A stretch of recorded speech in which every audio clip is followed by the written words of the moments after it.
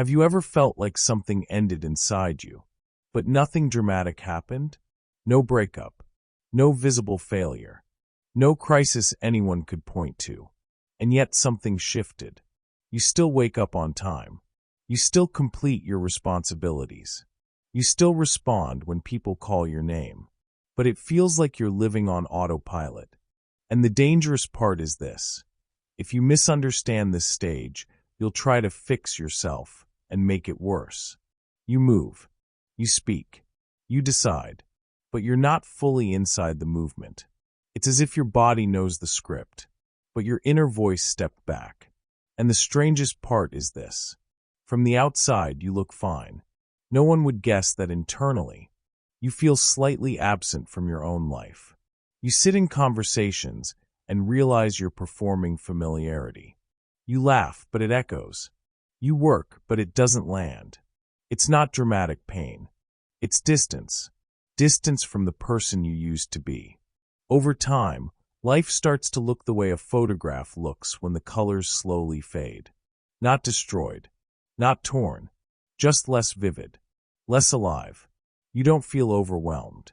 You feel thinned out. And that's what makes this collapse so dangerous. Because when things break loudly, we respond. When they fade quietly, we doubt ourselves. You start asking questions like, am I just tired? Am I ungrateful? Why can't I feel what I'm supposed to feel? But this isn't laziness.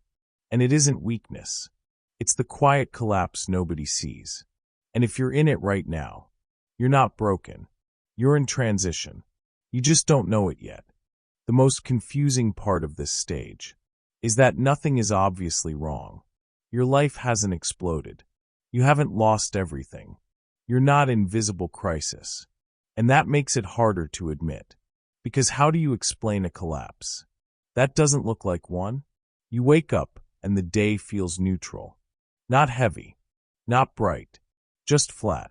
Even good news lands like it's happening to someone else. You scroll through your phone, but nothing holds your attention. You accomplish tasks, but they don't register as meaningful. You sit with people you care about, and something inside you feels slightly delayed, like your reactions are arriving half a second too late. You're there, but not fully there. And because there's no dramatic suffering, you don't give yourself permission to question it. Instead, you assume the problem is discipline, so you try to fix it. You set new goals. You reorganize your habits. You push yourself to be more grateful, more focused, more productive. For a few days, it works. Then the emptiness returns. And that's when doubt begins. Maybe I'm just losing drive. Maybe this is what adulthood feels like. Maybe this is normal. But here's what most people don't realize. When motivation disappears quietly, it's rarely about laziness. It's about identification. Something you once built your identity around no longer feeds you. And when identity weakens, energy withdraws with it. The psyche does not scream. It pulls back. That pulling back feels like fatigue, like disconnection, like subtle numbness. But what's actually happening is that an old structure inside you is losing authority. You are still operating through it, but you no longer belong to it. And this is where the mistake happens. Most people interpret this withdrawal as something to overcome, but from a psychological perspective, it may be something to understand, because when the inner structure collapses silently, forcing it back into place only deepens the fracture. This is not burnout in the conventional sense. It's not just exhaustion. It's misalignment. And misalignment cannot be fixed by pushing harder. It can only be resolved by facing what no longer fits. And that's where Carl Jung becomes essential. Carl Jung believed that collapse does not begin in the outer world. It begins in the structure of identity. For years, you build a version of yourself that makes life workable. You choose certain traits. You suppress others. You learn what is rewarded. You learn what must stay hidden. And slowly, almost without noticing, you construct a psychological shell. That shell is the ego's organized identity. A person can build a whole life around being the strong one, and one day realize the strength is the thing that's killing them. It answers questions like, who am I? What do I value? What role do I play? What keeps me safe? But Jung made a crucial distinction. The ego is not the whole of you. It is only the center of consciousness. But eventually, if the ego's structure becomes too narrow, the self begins to pressure it from underneath. That pressure is subtle at first. You feel restless. You feel slightly dissatisfied with success that once felt satisfying. You notice that external achievements no longer generate internal stability. And then one day, without dramatic warning, you realize something terrifying. I don't feel like myself anymore. But what you actually mean is, I don't feel like the version of myself I learned to operate as. That difference is everything. The ego interprets this as danger. Because when identity weakens, control weakens. And the ego's primary function is control. So it tries to compensate. It tells you, work harder, be more disciplined, set clearer goals, return to what worked before. But something inside you refuses. That refusal feels like fatigue. But psychologically, it is resistance to regression. The self is no longer willing to shrink back into the old mold. And here is where the fear intensifies. Because if you are not that role, if you are not the achiever, if you are not the caretaker, if you are not the strong one, if you are not the one who always knows what to do, then who are you? The ego cannot answer. And that's why this stage feels like dissolving. Jung described this as ego disintegration, a necessary destabilization before individuation. But he also warned, when ego dissolves without understanding, it feels like annihilation. You may look at your own life and feel like a stranger. You may notice that conversations that once energized you now drain you. You may feel irritated by dynamics you once tolerated. You may sense distance growing, not because you want isolation, but because your system no longer resonates with the same patterns. And that is frightening, because humans are wired for continuity. We want a stable narrative of who we are. We want to say, I am this kind of person, but collapse interrupts that sentence. It inserts a pause, and in that pause, you meet uncertainty. Now here's the critical psychological moment. Most people, when confronted with this uncertainty, rush to rebuild identity quickly. They redefine themselves through new labels, new routines, new goals, new affiliations. But Jung believed something counterintuitive. He believed that true transformation requires staying in the uncertainty long enough for the deeper self to reorganize consciousness. That reorganization cannot be forced. It happens through withdrawal. And that withdrawal is what you are feeling. Let's make it concrete. Imagine someone who built their identity around being reliable. They were always the stable one, always the dependable one, always emotionally regulated. That role gave them value. But underneath, they suppressed anger, exhaustion, creative impulses, needs. For years it worked. Then slowly, their body begins to resist. They wake up tired. They feel irritation rising in small moments. They feel less patient. They assume they are becoming worse. In reality, the suppressed parts are asking for integration. The quiet collapse is not weakness. It is accumulated truth demanding recognition. And this is why the stage feels disorienting. Because you are not simply changing preferences. You are renegotiating identity. Jung called this individuation, becoming whole, not impressive, not self-improvement, not reinvention, but the integration of the fragmented self. And integration always begins with destabilization. Your life stops feeling like it belongs to you. Nothing is necessarily wrong. But when you look at the structure of your days, your routines, your commitments, your environment, there is a subtle distance. It's as if you're walking through a house you built, but no longer recognize as home. You remember choosing these walls. You remember designing this path. but the person who made those choices feels slightly unfamiliar. And that unfamiliarity creates a strange psychological split. You don't reject your life. You just don't fully inhabit it anymore. This is deeper than boredom, deeper than dissatisfaction. It's narrative rupture. For years, you carried a story about who you were. I am this kind of person. I value these things. This is my direction. That story gave coherence to your decisions. It gave continuity. But during the quiet collapse, that continuity fractures. You wake up and realize the story you've been telling yourself no longer feels accurate. And that is destabilizing. Because humans don't just need stability. We need narrative. We need to feel that our present connects to our past in a way that makes sense. When that connection weakens, you begin to feel like you are observing your life. Instead of inhabiting it, you go through familiar motions. But internally you ask, when did I start becoming someone I don't fully recognize? Carl Jung believed that much of psychological suffering comes from living inside an outdated self-concept. The ego creates a coherent image, but the psyche evolves faster than the image does. And when the inner evolution outpaces the outer narrative, you experience disorientation. You may look at your career and think, this once made sense. You may look at your relationships and think, I chose this for reasons I can't fully access anymore. You may look at your habits and wonder who you were trying to become when you built them. This is not regret. It's distance. Distance from a former identity. And here's the part most people misinterpret.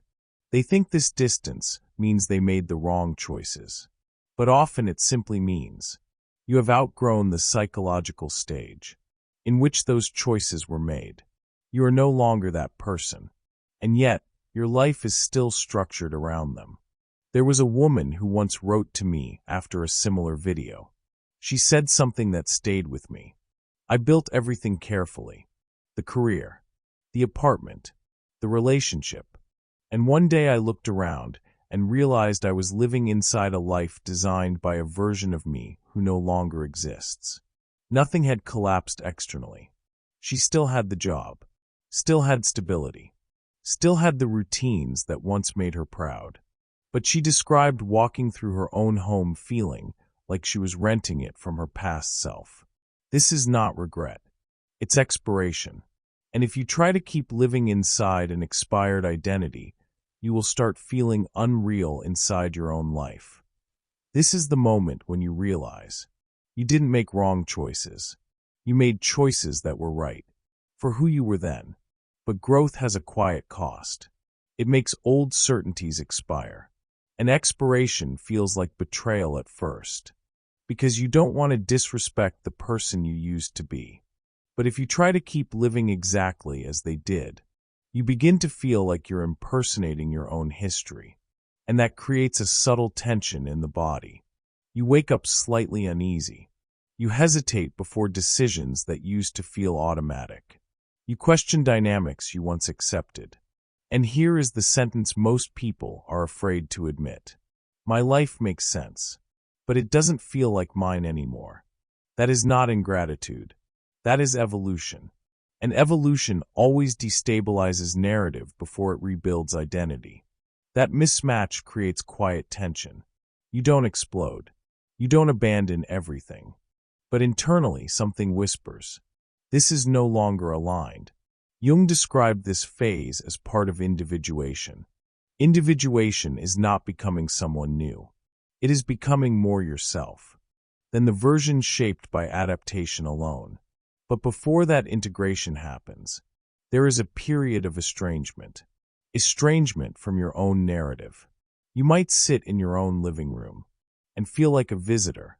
You might hear your own voice speaking and feel slightly detached from the words.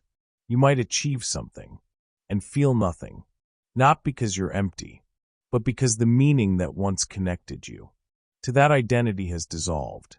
This stage can feel frightening because it removes the illusion of certainty. The old story doesn't hold. The new story hasn't formed. And in that gap, You experience psychological suspension. Most people rush to fix that gap. They redefine themselves quickly. They rebrand their identity. They make dramatic external changes.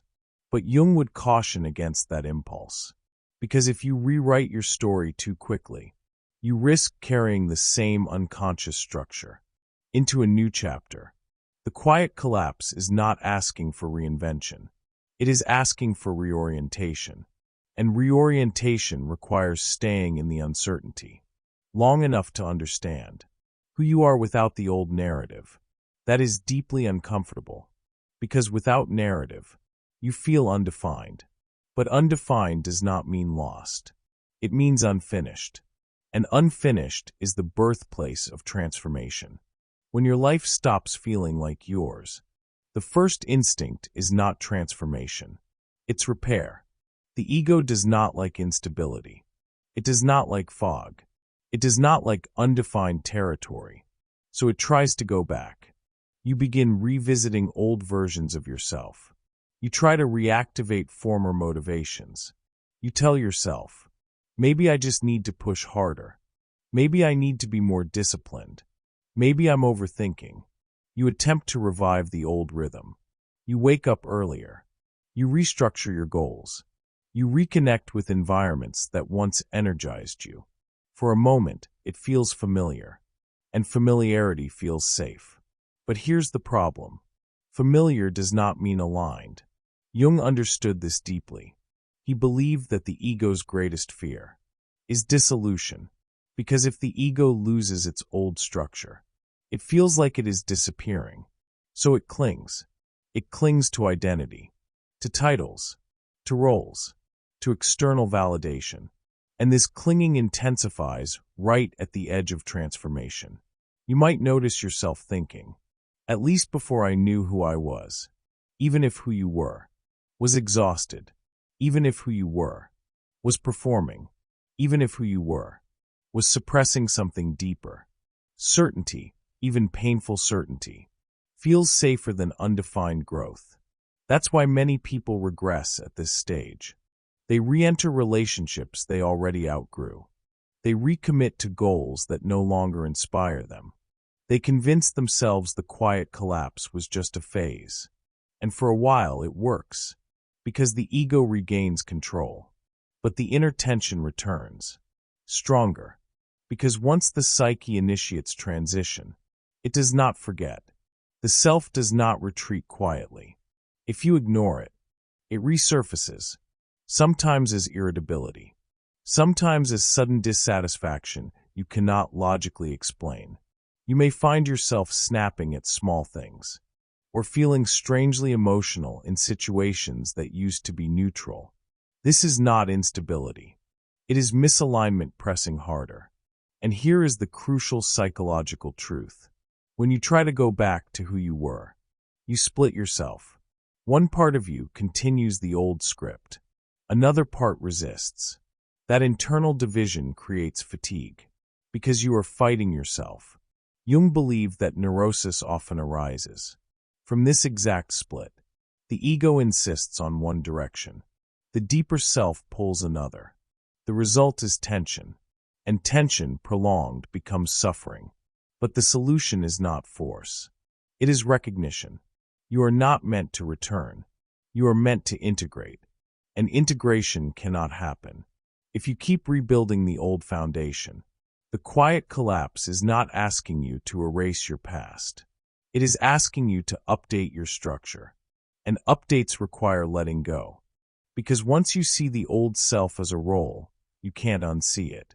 Which brings us to the most frightening question of all. If you cannot go back, and you cannot yet see forward, what do you hold on to? That is where the real transformation begins. If you cannot go back, and you cannot yet move forward, there is only one place left. The in-between. This is the stage most people try to escape, because the in-between feels unproductive. It feels undefined. It feels slow. It feels like nothing is happening. But psychologically, this is where everything is reorganizing.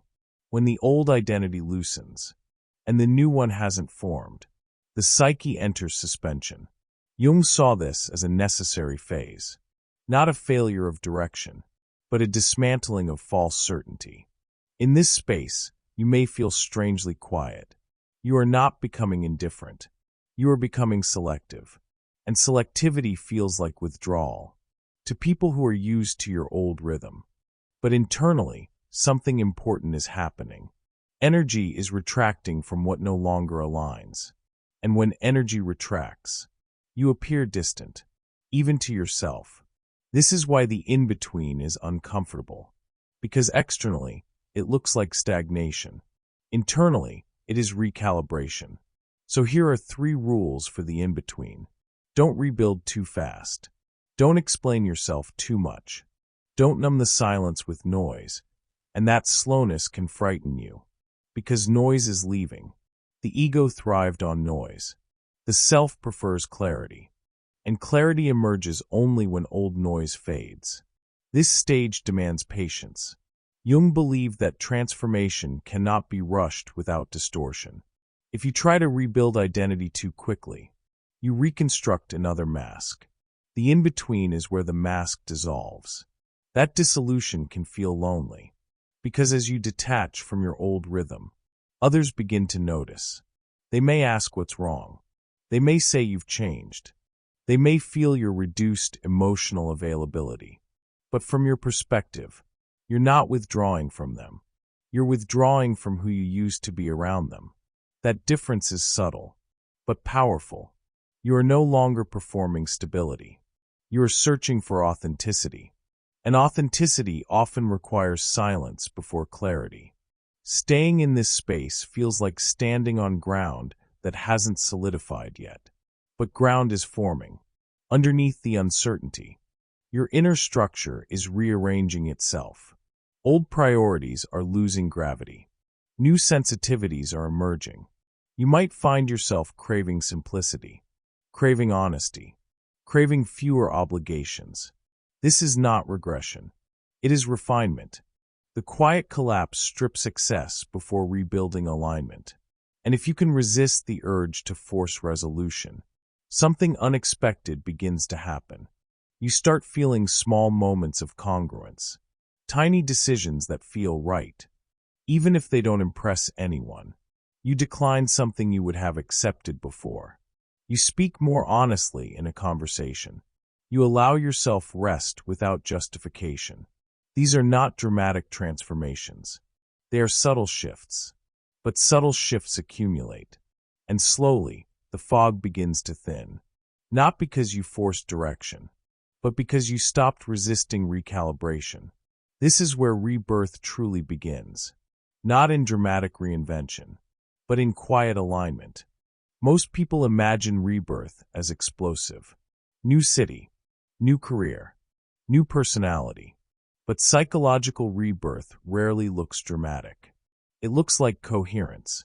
You begin making choices that feel internally consistent. You no longer chase intensity to feel alive. You no longer tolerate misalignment to feel secure. You may still not have a complete vision of your future, but you know one thing with certainty. You cannot go back. And that certainty brings stability. Not loud stability, grounded stability. Jung called this individuation, the gradual integration of the fragmented self.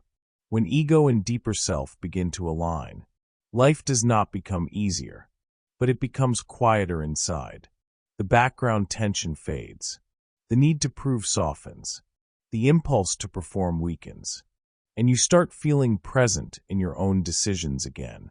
Not because everything is perfect, but because your inner and outer life are no longer fighting. The quiet collapse was never destruction. It was correction. It removed what no longer reflected you. And in doing so, it created space for something truer. If you are in the middle of this process, understand something important. You are not lost. You are reorganizing. And shedding always looks messy before it looks intentional. But here is the final truth. The quiet collapse changes more than your inner world. When you recalibrate internally, your energy shifts externally. People feel it. They sense your distance. They sense your reduced need for validation. They sense that you are no longer playing the same role. And that shift affects relationships. Some people won't ask what's happening inside you. They'll only react to what they're losing from you.